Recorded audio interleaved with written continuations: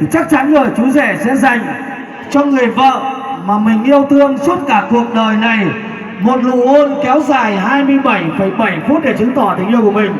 Quý vị đồng ý để cho chú rể một tràng vỗ tay đi ạ. Chú rể rất là run mà cô dâu thì lồng đổ máu rồi vì cao rồi. Xin được trân trọng kính mời chú rể sẽ quay một góc 35 độ 7 và cô dâu đi nào. Tối qua làm nào nay làm đúng như vậy. Cô dâu sẽ quay một góc 37 độ 5 và chú rể đi nào. Đến cái giờ mà MC tra tấn này. Chú rể chú ý lắng nghe này. Xin trân trọng kính mời chú rể đặt tay của mình lên chỗ nào mềm nhất của cô dâu nào.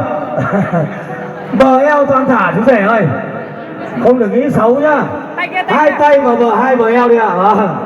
Cô dâu chú ý lắng nghe này.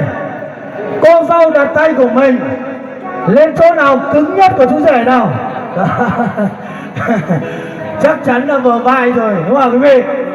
Ngày xưa khi mới quen em, anh muốn ôn một cái mà sao thẹn thùng đó quý vị. Hôm nay chính thức anh cưới được em rồi, thôi thì cho anh ôn 20-30 cái cho nó thỏa lòng ước mong của quý vị, đúng không ạ? Trước khi chú rể dành cho cô dâu một hôn say đắm này, em xin có tám khuyến cáo các cháu nhỏ dưới 12 tuổi bên phái đoàn họ nhà trai mà anh nào chưa vợ thì nhắm mắt đây này. Nhà công cũng nhắm mắt đây này, tránh tình trạng phê tại chỗ ạ. Chú rể chuẩn bị 1, 2, 2 rưỡi, 3, bắt đầu. Một tay thật tuyệt vời của quý vị ạ.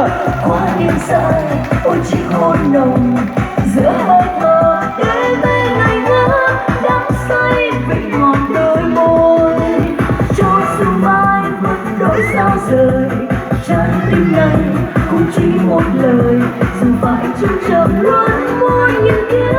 Rất tuyệt vời quý vị.